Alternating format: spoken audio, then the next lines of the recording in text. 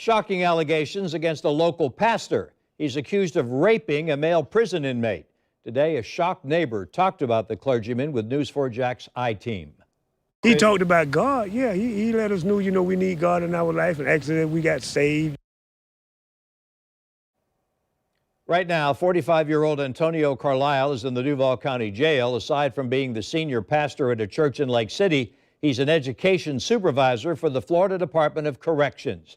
News4 Jack's I-Team reporter Tarek Miner is joining us with what we know about this reported sex crime. Tarek?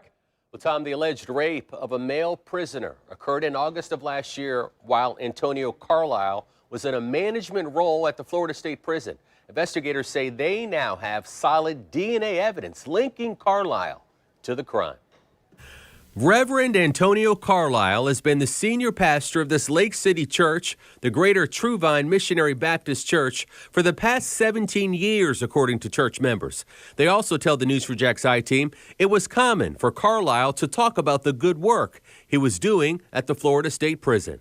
But while employed as an education supervisor by the Department of Corrections, a male prisoner came forward in early August telling investigators that Carlisle physically overpowered and sexually assaulted him in prison. A sexual assault kit was collected from the victim, and a DNA cheek swab was taken from 45-year-old Carlisle just last week. The analysis of the DNA reveals a positive match. Carlisle's neighbors say it's all hard to believe. That's crazy. That's bad. That's not good. I would never thought that about him. We didn't see that in him. He was always talking good. It just, shocking, man, to be honest. Neighbor Bernard Wynn says Carlisle was often seen ministering to people in this Jacksonville community where he lived. He talked about God. Yeah, he let us know, we need God in our life, and actually we got saved. If not, repent and ask God to come into your life. You know how people do on the streets and stuff, Actually, yeah, he did all of that. The Florida Department of Corrections issued this statement today saying the charges against Antonio Carlisle are deeply disturbing and abhorrent.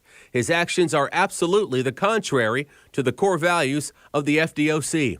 News4 Jack's crime and safety expert Ken Jefferson says because of Carlisle's position as a Department of Corrections supervisor and a senior pastor, the judge may consider punishing him with the maximum penalty if convicted. It is a little more serious crime simply because there's a betrayal of trust. You're entrusted to house inmates and you're responsible for their care, custody, and control. And if these allegations prove to be true, what has happened is that you have betrayed that trust.